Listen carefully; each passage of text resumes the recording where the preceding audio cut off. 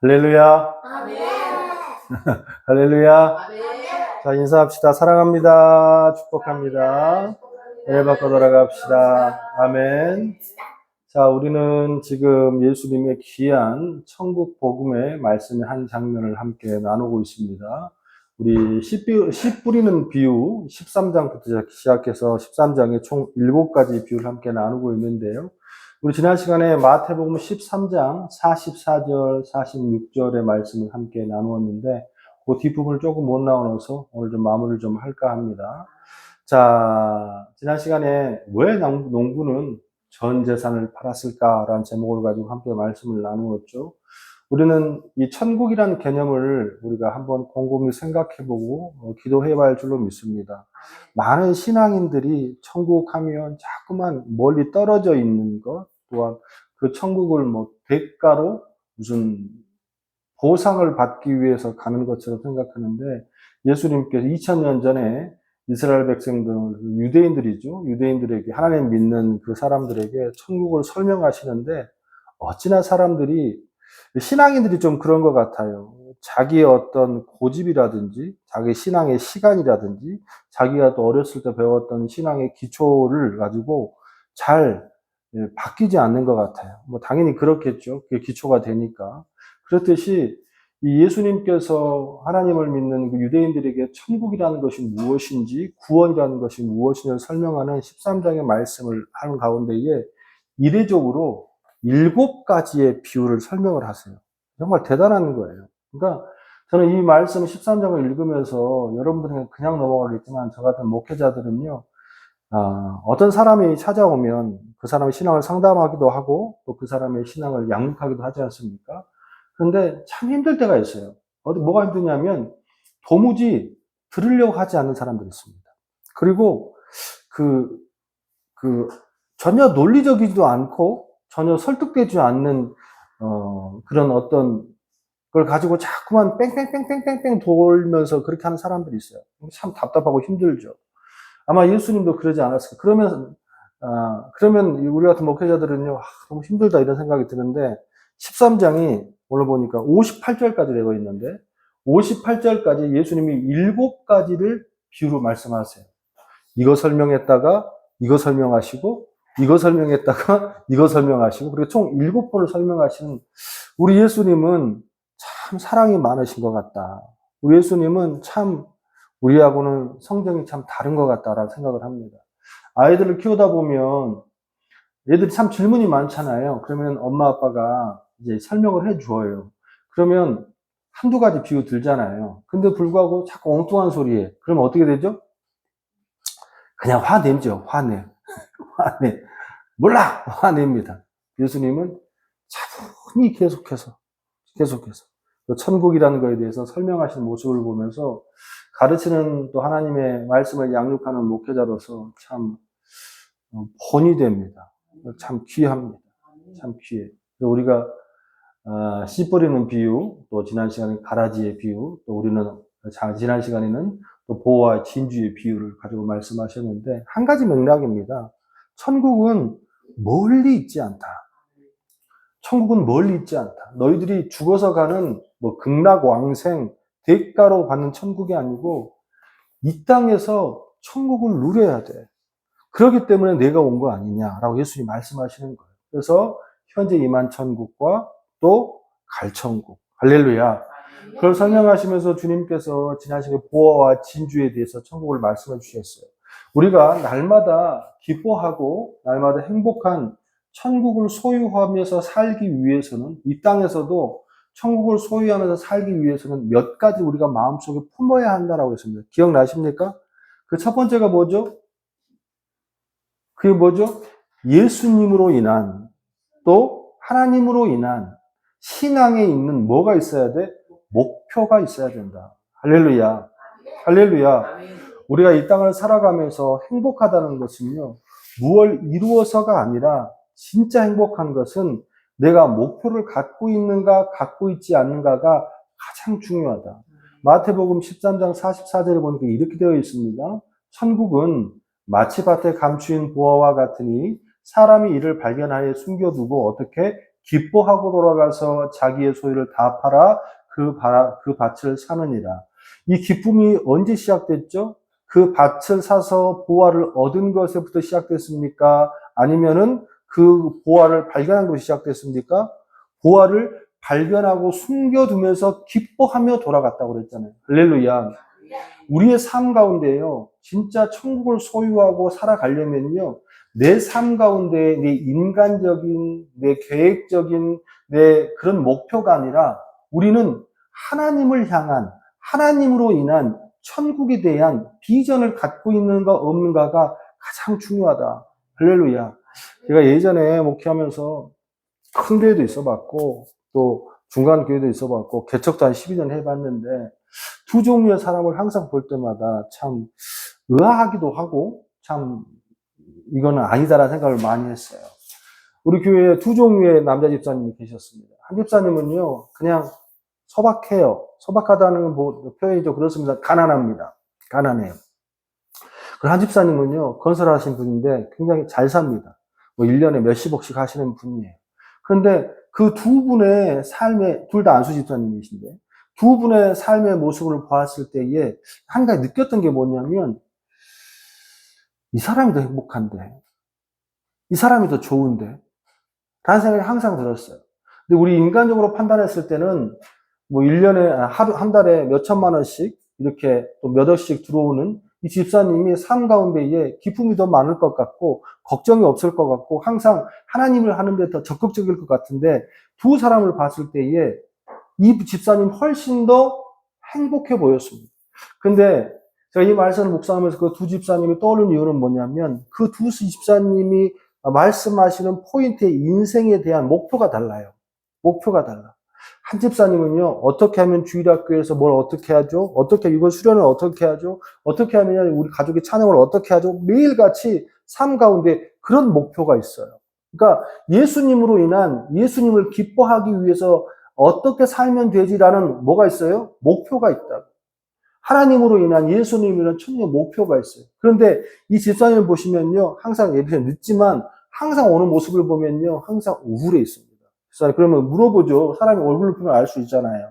저도 인상학에서는 별로 썩 좋은 목사가 아니어서 괜찮습니까? 네. 그 인상이 항상 힘들어 보여. 그러면 이제 여쭤보는 거예요. 집사님 왜 그러십니까? 그러면요. 뭐가 어떻고 뭘 해야 되는데요. 뭐가 어떻고 뭘 해야 되는데요. 한번 그 말을 잘못 물어봤어요. 한번 물어보면요. 한 30분간 들어야 돼요. 회사 얘기, 직원 얘기, 뭐 대출 얘기 항상 그걸로 가득 차 있습니다. 삶이 기쁘지는 않는 거예요. 주님께서 말씀하시는 거예요. 네가 어떤 목표로 살아가느냐에 따라서 네 삶의 질이 바뀌고 길이 바뀐다. 응? 이 마태복음 13장 44절에 사람이 이를 발견했다라는 거예요. 보화를 발견했어. 그리고 어떻게 기뻐서 돌아갔어. 이제 왜 기뻐 돌아가죠? 내가 모든 걸 다 팔아서라도 이거를 얻어야 되는 뭐가 생겼어요? 목표가 생겼다라는 거지.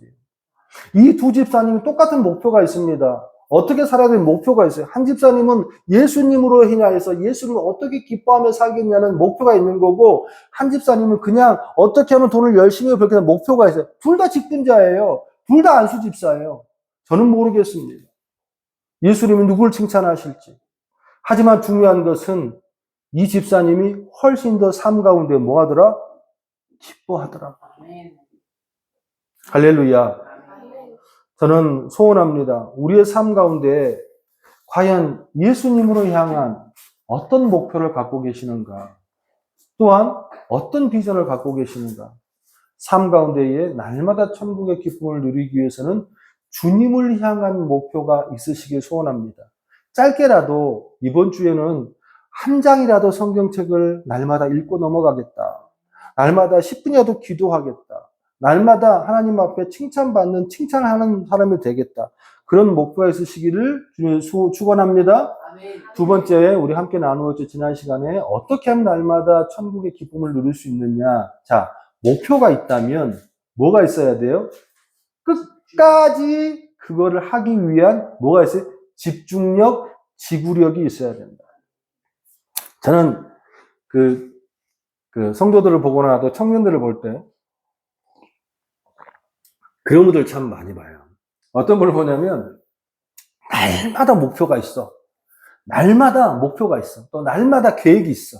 근데 그 계획이 너무 빨리 바뀝니다. 하루에도 어떤 목사님 보면 하루에도 하나님의 응답을 한 수십 번 받는 목사님 계시고 또 성도들도 계시고 그렇습니다. 그래서 목표가 생기는데 그 목표가 빨리 사라집니다. 빨리 없어져. 오늘 본문의 말씀 속에 중요한 것은 한 가지입니다.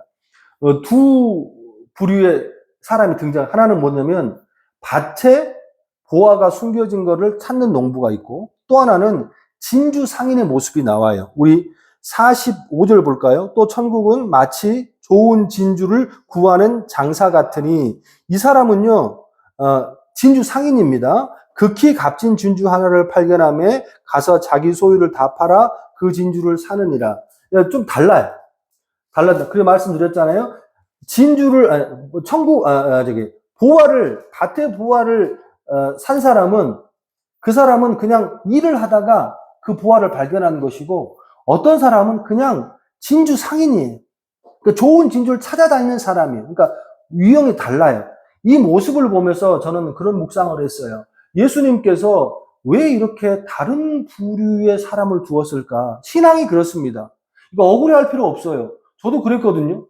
저도 그랬어요. 저도 목사다 보니까 요즘에 막 교회들이 막 힘들잖아요. 힘들면 대형교회 목사님들이 막 목회를 그만두실 때에 자기 아들한테 큰 교회를 막 물려주고 또 그게 안 되면 띄어가지고 다시 해서 어떻게 편법적으로 하고 막 그리고 장로님들 아들들은 자연스럽게 신앙을 갖고 우리 집은 그러지 않았거든. 우리 집은 너무 신앙이 척박하고 어려웠어. 그냥 우리 어머니가 교회 다니기 전까지는 한 번도 교회를 다녀본 적도 없고 그러니까 교회를 다닌 것도 힘들었고 즉 다시 말해서 신앙에는요 여러 종류의 사람들이 있습니다. 여러 종류의 사람들. 나다 보니까 그냥 아버님이 목사야. 나 보니까 온유고 나 보니까 빛나고 나 보니까 시온이고 그러면 뭐 그냥 아버님 목사야. 그러면 당연히 교회 다는 거지. 천국 복음을 어떻게 그냥 받아들일 수 있는 거야. 그런데 어떻게 어떤 사람들은 교회라는 것을 받아본 적도 없어. 가본 적도 없어. 응? 그런데 살다 보니까 우연스럽게 교회를 가게 되고 천국 복음을 어떻게 알게 된 사람도 있다는 거예요. 이런 사람들도 있고 저런 사람들도 있어. 근데 중요한 건 뭐냐면 그 복음을 알았다면 그 보물을 알았다면 어떻게 해야 된다고? 집중해서 끝까지 그것을 놓치면 안 된다는 거예요. 그럼 이렇게 질문한 사람이 분명히 있을 것 같아요. 아니 그러면 예수님은 왜 우리 인간들에게 이런 종류의 사람을 주십니까? 우리는 지금 조용히 이 좋은 공간에서 예배를 드리고 있는데 어떤 사람은 지하에서 성경도 정말 해진 성경을 가지고서 눈을 피해서 예배드리는 사람이 있다 없다? 있어 지금도. 왜 그럽니까? 라고 물어본다면 목사님은 단호히 얘기합니다. 모릅니다. 근데 이거 어떻게 합니까 그거를? 그건 하나님의 소관이고 하나님의 주관인데. 하지만 중요한 건 뭐냐? 이렇게 해서 복음을 찾았든 저렇게 해서 복음을 찾았든 이렇게 해서 보물을 찾았든 이렇게 해서 좋은 진주를 찾았든 어쨌든 간에 이 사람들은 어떻게 해야 된다는 거예요? 끝까지 집중해서 거기에서 초점을 놓치면 돼 안 돼? 안 된다는 거예요. 우리나라 말에 그런 말이 있어요. 작심 삼일. 요즘엔 작심 삼일도 안 돼요. 워낙에 아이들 스마트폰이나 모든 사람들이 이 스마트폰이나 이 시대가 빨리 지나다 보니까 3일이 아니라 반나절도 못 가요. 오늘 예배를 드렸어요. 내가 오늘 하나님 앞에 기쁜 마음으로 예배 작정했어. 하나님 나 집중해서 이제 주님 앞에 나아갈까요? 그리고 저녁을 못 가. 못 간다고. 그렇게 해서 어떻게 해서 우연찮게 밭에서 보화를 찾았든 또 노력해서 쫓아다니면서 진주를 찾았든 중요한 건 뭐냐면 이 두 사람이 다 어떻게 해서 최선을 다하여서 그 진주를 얻기 위해 노력했다 안 했다? 노력했다라는 거예요. 노력했다라는 거예요. 할렐루야! 형제들아, 나는 아직 내가 잡은 줄로 여기지 아니하고 오직 한 일, 즉 뒤에 있는 것은 잊어버리고 앞에 있는 것을 잡으려고 푯대를 향하여 그리스도 예수 안에서 하나님 위해서 부르신 부름의 상을 쫓아가노라. 빌립보서의 이 사도 바울의 고백은요, 아주 오래된 목사예요. 아주 오래된 선교사입니다. 근데 중요한 건 뭐냐면요, 빌립보서 교회를 했고, 또 아덴의 교회를 했고, 고린도 교회를 했고, 에베소 교회를 다 했어. 했는데 불구하고도 내가 뒤에 있는 것은 생각하지 않고 뭐만 생각한다고? 앞에 있는 것만. 여러분, 신앙은 절대로 취미가 아니에요. 오늘 주일이니까 그냥 시간 내서 의미 없이 가는 신앙이 되어서는 안 된다라는 거예요. 이렇게 말하면 목사님으로 나는 그렇게 신앙생활 할 겁니다. 신앙은 목숨 걸고 하는 거예요. 할렐루야. 내가 지난주에 그런 예언을 한번 들었죠. 사냥개가 절대로 토끼 한 마리를 잡기가 쉽지 않다. 수요일인가 목요일인가 일을 마치고 나서 바깥에 베란다 같은 데 이제 우리 뒤뜰이 있어서 의자를 놓고 이렇게 앉아 있는데 우리 집에 강아지 한 마리가 있거든요. 강아지 한 마리 누가 주셔가지고 그걸 우리가 이제 키우고 있는데 그 강아지가 굉장히 빨라요. 굉장히 빠른 푸들과인데 걔가 내 무릎에 앉아 있다가 갑자기 손살같이 막 뛰어가는 거예요. 막 뛰어가는 거예요. 나는 보이지도 않았는데 우리 뒷마당에 새끼 토끼 한 마리가 들어왔습니다. 아주 작은 토끼였나? 정말 나는 순간 어떤 마음 들었냐면 저 토끼가 잡히면 안 되는데 내가 그걸 막을 새도 없어요. 후다닥 뛰어가는데 제가 잡지도 못해. 근데 뭔 줄 아십니까? 우리 라키 강아지가 절대로 그 새끼 토끼 한 마리를 뭐예요? 못 잡습니다. 잡지 못하더라고. 정확합니다. 왜 그래요? 목숨 걸고 뛰는 놈은 절대 못 잡는 거예요. 신앙생활에 취미로 하는 사람과 그냥 왔다 갔다 하는 사람과 내가 오늘 죽어도 하나님 말씀으로 인하여서 내가 뭐 먹지 않으면 나 오늘 못 살아 라고 결단하고 사는 사람은 인생 자체가 다른 거예요. 내가 순간 그 10초 정도 되는 그 과정 속에 내가 설교를 했지만 내가 은혜를 받았습니다. 저렇게 뛰어야 돼. 저렇게 달려야 돼. 왜? 잡히면 죽는 거예요. 오늘도 악한 마귀 사탄은 여러분의 머리와 여러분의 생각과 여러분의 영혼과 여러분의 환경과 여러분 모든 것을 동원해서 하나님을 멀어지게 합니다. 신앙생활은 헬스클럽이 아니에요. 저녁에 잠깐 산책 가볼까? 선택이 아닙니다. 최선을 다하여서 마음을 닫아놓고 주님 앞에 나갈 때만 반드시 은혜를 받는 줄로 믿습니다. 자, 세 번째, 날마다 천국을 맛보기 위해서 우리가 꼭 가져야 될 마음의 자세는 무엇냐면 목표를 가졌다면 그 목표를 위하여서 반드시 대가 지불에 대한 포기가 있어야 된다. 할렐루야. 자, 이 비유에서 한 가지 공통점이 하나가 있습니다. 우리 44절 볼까요? 시작. 천국은 마치 밭에 감추인 보화와 같으니 한 사람이 이를 발견한 후 숨겨두고 기뻐하며 돌아가서 자기의 소유를 어떻게? 다 팔아. 자기의 소를 다 팔아. 밑줄 그어 놓으세요. 그 밭을 샀느니라. 또 46절 진주상인 보세요. 극히 값진 진주 하나를 만남에 가서 자기의 소유를 또 어떻게? 다 팔아. 진주를 샀느니라. 할렐루야. 자, 44절과 46절에 사람은 다르고 양상은 다르고 환경은 달라. 하지만 이 두 사람이 한 가지 공통점이 있죠. 뭘 다 팔았다고? 뭘 다 팔아? 자기의 소유를 다 팔아. 밭에 감추어진 보물을 얻기 위해서 소유를 다 팔았고 값진 진주를 찾아다니서 그 값진 진주를 발견했기 때문에 그 진주를 얻기 위해서 소유를 다 팔았다라는 거예요. 여러분 기억하셔야 돼요. 이거 내가 한 말이 아니에요. 예수님께서 하나님을 믿는 사람들에게 앉혀놓고 지금 하시는 말씀이에요. 너희가 무언가를 발견했어? 너희가 좋은 거를 발견했어? 너희가 천국을 발견했어? 너희가 복음을 발견했어? 그러면 그 복음을 얻기 위해서는 뭐가 다 팔아야 돼? 누구 소유? 자기의 소유. 엄마 재산, 아빠 재산, 부동산 아니고 자기가 갖고 있는 소유하고 있는 것. 자기가 이거 아니면 안 된다는 것을 다 팔았다는 거예요. 이게 공통점이라는 거예요. 천국을 얻었다면 천국을 얻기 위해서는 우리는 반드시 기억해야 돼요. 그게 뭐예요? 대가 지불이 필요합니다. 이 설교라면 또 이렇게 말하는 사람이 있을지 몰라요. 뭐냐면 그러면 천국 복음은 구원을 그러면 우리가 무슨 천국을 얻기 위하여서 돈을 내야 됩니까?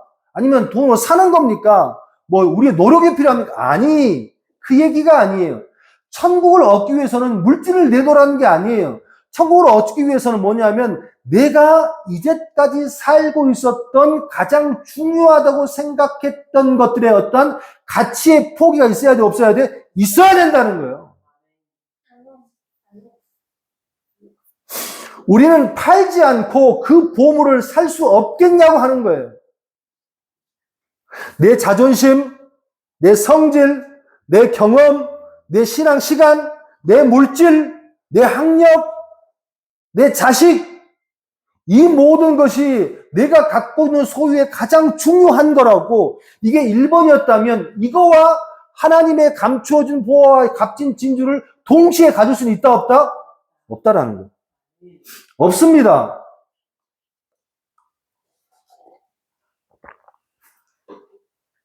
예수님 직접 말씀하시는 거예요. 이거를 얻기 위해서는 반드시 이거를 얻기 위하여서 너희가 내놔야 할 게 있어. 그게 뭐냐면 네가 제일 중요하다고 생각하는 거야. 그게 자식일 수도 있어. 또 여러분 벌벌벌 떠는 돈일 수도 있어. 아니면 내 성질일 수도 있어. 내 자존심일 수도 있어. 근데 우리는 뭐 하길 원해요? 예수님이 귀한 거 알아요. 그런데 그 예수님이 보물인 것도 알아요. 그런데 나는 포기를 못 한다는 거예요. 그냥 두 개를 어떻게? 같이 갖고 싶다는 거예요. 신앙인들이 나한테 그래요. 왜 나는 예수님을 아는데 행복하지 않죠? 그것만큼 자기를 솔직하게 까발려서 나는 신앙이 없습니다라고 말하는 신앙이 없는 거예요. 내가 결정적으로 얘기를 해주는 거죠. 난 예수님이 좋다고 박수 치는데 교회를 가도 재밌지가 않아. 말씀을 들어도 재밌지가 않아. 그러면서 또 고민하는 거예요. 나는 왜 행복하지 않죠?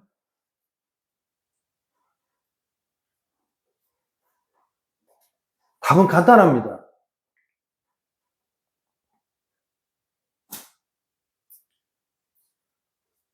요즘에 금값이 좀 떨어졌습니다만 우리 이제 어린 집사님들 여쭤볼게요.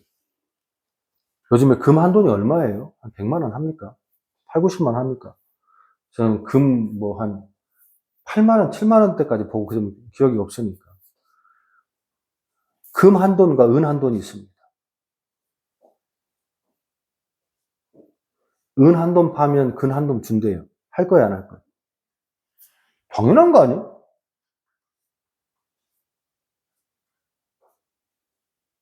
이 부등호가 성립이 안 되는 거예요, 지금. 자기 입으로는 예수님이 최고래. 천국이 최고래.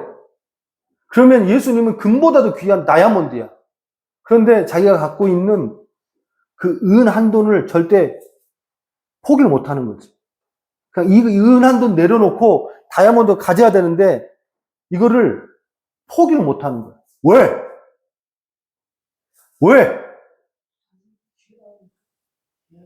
이것도 갖고 싶고 이것도 갖고 싶은 거야.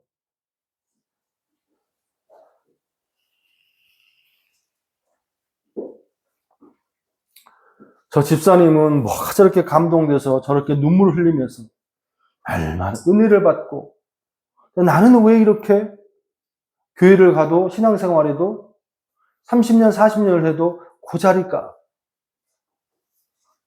모든 사람이 다 하는 거 본인만 모르는 거야. 본인만. 그 사람은 그냥 신앙인입니다. 그냥 신앙인이에요. 하나님을 정말로 귀하게 생각하는 사람이 아닙니다. 그런 신앙인에게는 절대로 찾아올 수 없는 게 있어요. 이게 뭐냐면 정말 기쁨의 천국이 소유되지 않아요.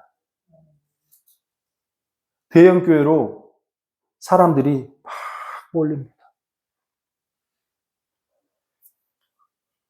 목사들도 어디 외국에 한 200명, 300명 있던 목사들이 한국에 대형교회 온다면 다 버리고 도망가요. 성도들도 대형교회로 다 몰립니다. 왜 그런 줄 아십니까? 성도가 500명만 돼도 누가 있는지를 몰라. 누가 있는지를 모릅니다. 무슨 말이에요? 내가 신앙의 포맷은 유지하면서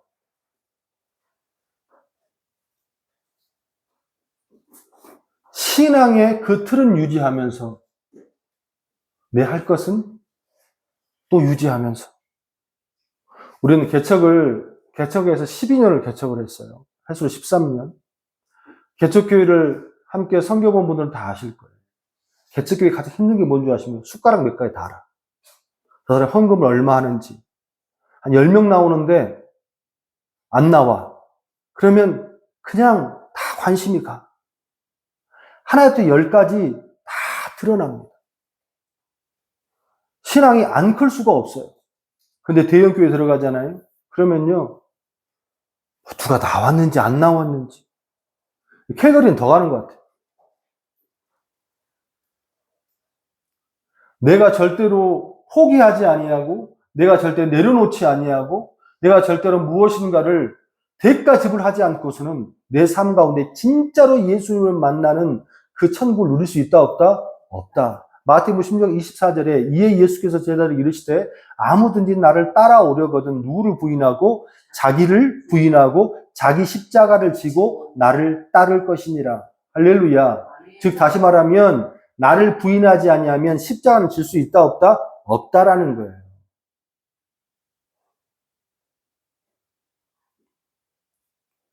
말씀 마무리하길 원합니다. 몇십 년 시골에서 가난하게 사역하는 목사들, 함께하는 성도들, 사람은 그렇게 얘기합니다. 아이고 고생하네, 불쌍합니다. 얼마나 그 성도 힘들까요? 겉으로 보기엔 그럴 것 같지만 그건 여러분들의 착각일 수 있어요. 미얀마, 몽골, 중동, 아프리카 자비랑 선교하고 힘들게 하는 선교사님들 불쌍해 보입니다. 하지만 모든 것을 내려놓고 그들만이 갖는 천국을 소유하고 있다는 것은 그 사람들만이 아닌 거예요. 모든 걸 다 팔아도 모든 삶의 내 젊음을 다 내몰고 다 기울어져도 그들만이 소유하는 것들이 있다. 할렐루야. 아직도 여전히 선택적인 신앙에서 계산기 두들겨가면서 신앙을 하고 있는 신앙인들에게는 절대로 하나님이 원하시는 천국을 맛볼 수 있다 없다? 없다. 저는 2026년도를 살고 있고 신앙생활이 40년이 훌쩍 넘은 그런 성도였고 집사였고 또 찬양 사역자였고 전도사였고 부교역자였고 지금은 목사가 돼서 50이 넘었습니다. 하지만 시간이 가면 갈수록 한 가지 느끼는 건 뭐냐면 옛날 어르신의 신앙이 참 행복했다. 왜? 요즘의 신앙은요, 하나님을 향한 순수한 열정이 사라진 시대. 우리는 한 가지만 보고 가면 돼요. 그게 뭐예요? 예수님의 말씀. 목사 믿을 거 없습니다. 사모 믿을 거 없습니다. 예수님이 어떻게 말씀하시는지 그 말씀만을 믿고 내 모든 것을 들여서 헌신해 나갈 때에 다른 사람이 뭐라 하든지 그 사람이 갖고 있는 천국이 내 안에 들어와서 기쁨이 있을 때 그때 진정한 행복인 줄로 믿습니다. 한 주간 소원합니다. 여러분의 삶 가운데 작은 목표를 잡으시고 또 그 작은 목표를 위하여서 집중해서 사탄에게 시간 주지 말고 기회 주지 말고 오직 주님 앞에 집중해 나갈 때, 또한 내가 무엇인가를 내려놔야 한다면 자연스럽게 내려놓고 나아갈 때 주님께서 반드시 여러분을 축복하시고 반드시 여러분 마음속에 천국으로 함께 하실 줄로 믿습니다. 그런 신앙일 되시기를 주님의 이름으로 축원합니다. 기도하겠습니다.